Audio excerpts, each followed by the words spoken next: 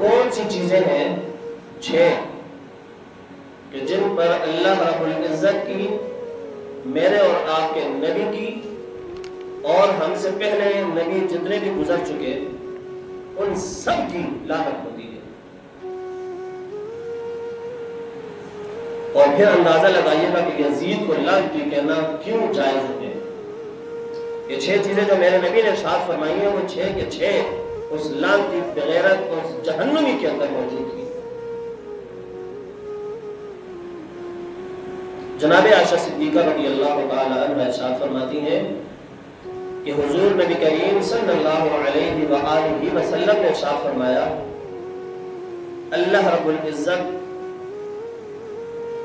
اور میں محمد اور مجھ سے پہلے جتنے بھی انبیاء گزرے جو کہ مستجاب الدعوات ہوتے ہیں، یعنی نبی نے اپنی مبارک زبان سے جو جملہ نکالا ضرور بے ضرور وہ قابل قبول ہوتا ہے۔ میں اور آپ ہیں 600 سال دعائیں کرتے رہتے ہیں، دعا قبول نہیں ہوتی، لیکن نبی وہ پاک ذات ہے کہ جن کو اللہ نے گناہوں سے محفوظ رکھا ہوا ہے، وہ معصوم ہوتے ہیں، وہ جب بھی اپنی مبارک زبان سے وہ جملہ نکالتے ہیں اللہ ضرور قبول فرماتا ہے۔ تو فرمایا وہ سارے نبی اور میں اور اللہ رب العزت خود کی ذات وہ اس بندے پر لعنت کرتا ہے جس کے اندر یہ 6 طرح کی چیزیں موجود ہوتی ہیں۔ اب اندازہ لگائیے گا، غور کیجیے گا کہ کہیں ان 6 چیزوں میں سے کسی ایک میں ہمارا نام تو نہیں آ رہا۔ یزید میں 6 چیزوں میں نام تھا۔ پہلی چیز یہ کہ اللہ رب العزت کے نبی صاحب فرماتے ہیں کہ جو کتاب اللہ کے اندر زیادتی کرتا ہو۔ قرآن نے حکم کچھ ارشاد فرمایا، وہ اپنی مرضی سے آیتیں ڈال کر اپنی مرضی سے حکم لگا کر لوگوں کو بیان کرے۔ قرآن میں یہ کہتا ہے، اللہ یہ کہتا ہے، دراہ علیہ کہ اللہ کا وہ حکم نہیں ہوتا تھا۔ الحمدللہ ہم نارمل عام بندے جن کی صرف کلمہ ہی پڑھنا آشکار، وہ اتنا بڑا جرم نہیں کر سکتا۔ قرآن کے اندر ہمیں کھولنا نصیب نہیں ہوتا تو اس کے اندر رد و بدل کہاں سے کریں گے، کم زیادہ کہاں سے کریں گے؟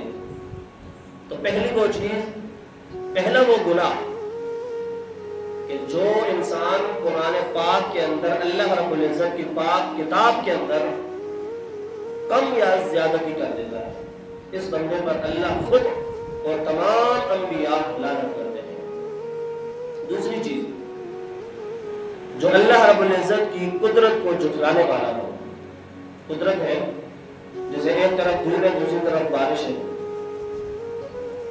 ایک ہی ماں کے پیٹ کے اندر سے ایک لڑکی ایک لڑکا پیدا کر دے، ایک کو اندھا کر دے دوسرے کو ٹھیک کر دے، بکری کے بچے، یعنی دنیا کا جہاں جہاں اللہ رب العزت ایک نظام چلا رہا ہے، کسی بھی چیز کے اندر غور و فکر کر لیں آپ کو اللہ کا کرشمہ، اللہ کی قدرت ہی نظر آئے گی۔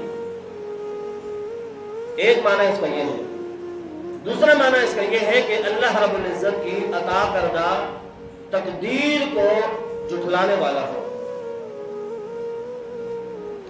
میرے بارے میں تقدیر اللہ کی یہ ہے کہ میں نے بالفرض 80 سال جینا ہے اور میں اس تقدیر کو مانوں نہیں، اللہ تعالیٰ میں تو 100 سال جی سکتا ہوں۔ تقدیر میرے بچوں کے حوالے سے یہ ہے کہ انہوں نے زیادہ عرصے تک نہیں زندہ رہنا اور میں لڑتا پھروں، اللہ کی اس قدرت کو، اللہ کی اس تقدیر کو جھٹلاتا پھروں۔ میں ہلکا ہلکا ٹچ دے رہا ہوں، آپ ہر چیز میں دیکھ سکتے ہیں، اور فکر کرنے والا بندہ محسوس کر سکتا ہے۔ تیسری چیز، ظلمن اور جبرن کے ساتھ حکومت حاصل کرنے والا ہو، اور معذرت کے ساتھ کوئی کسی بھی پارٹی میں ہونا، بڑی معذرت، میرا کسی کے ساتھ تعلق نہیں ہے، خدا کی قسم، اگر کوئی زبردستی حکومت حاصل کرنے والا ہے،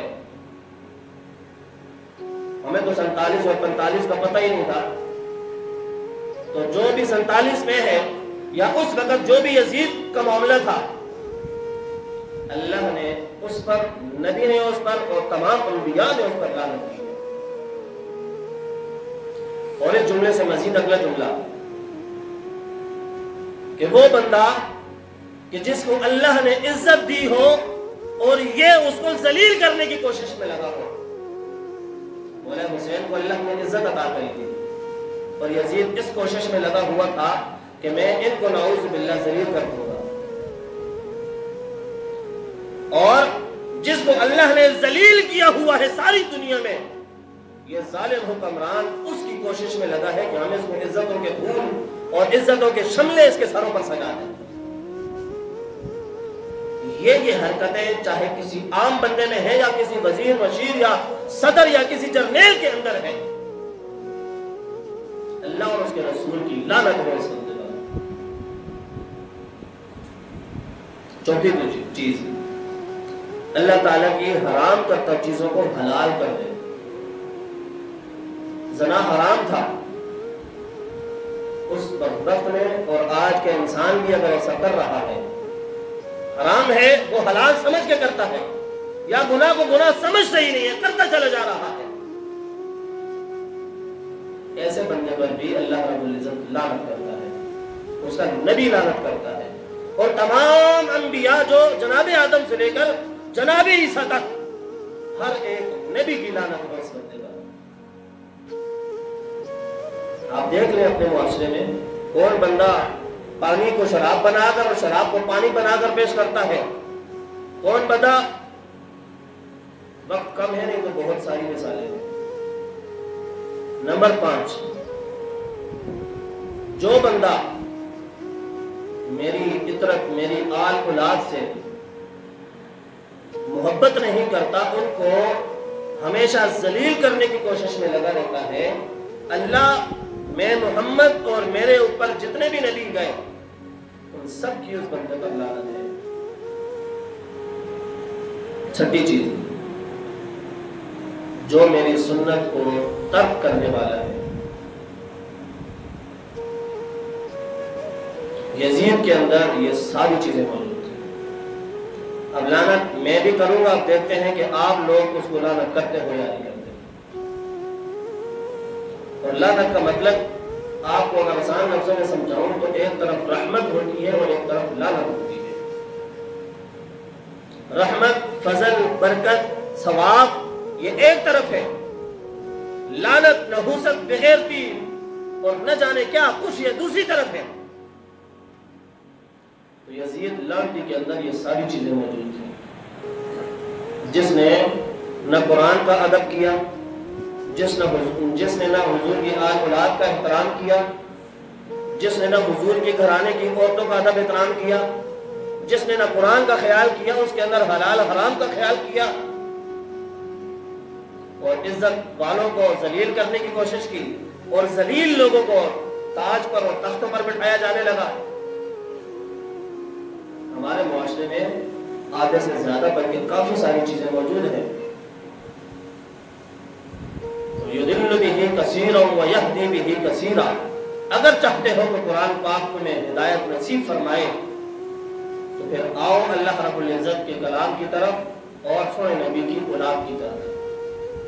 سجدہ کرو، مانگو اپنے رب سے توبہ، کرو توبہ اپنے رب سے. وہ پاک ذات ہے کہ کروڑوں گناہ کرنے کے بعد بھی اگر اس کا بندہ اس سے معافی مانگتا ہے تو وہ کھلے دل سے اپنے بندے کو معاف فرماتا ہے. کوشش کریں. آج ہماری مسجدیں ویران ہو چکی ہیں، جمعے پر بڑی مشکلوں سے بندے پہنچتے ہیں، اس میں بھی تکلیف ہوتی ہے. جلدی کرو ساری، جلدی جلدی مٹ لاؤ. اور مسجد ایسی نہیں آ سکتے، اگر بار بڑے کام پہ جلدی کرو مکاؤ بس. کوشش کرو ایسا وقت نکالو اپنی زندگی سے کہ جو صرف تمہارا اور تمہارے رب کے ساتھ واسطہ ہو. آؤ کبھی تنہائی میں کسی کونے میں بچھاؤ مصلی اور ایک سجدہ کر لو. صرف نماز نہ پڑھو، صرف سجدہ کرو، باتیں کرو اپنے رب سے. اللہ میں بڑا گناہ کر رہا ہوں، تو میرا رب ہے نا، معاف کر دے، آئندہ نہیں کروں گا، تو مجھے ہمت دے، توفیق دے نا. میں یہاں سے نکلتا ہوں پھر لوگ مجھے دوست لگا دیتے ہیں گناہ میں. میرے سامنے کبھی کون آ جاتا ہے، میں لگ جاتا ہوں یا اللہ تو معاف کر نا، تو میرا رب ہے نا.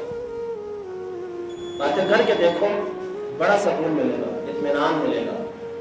ہمارے پاس اگر اتنا وقت بھی نہیں ہے اپنی ذات کے لیے تو پھر اللہ ہی حافظ ہمارا اللہ رب العزت ہم سب کا حامی ناصر ہو وما علینا الا البلاغ المبین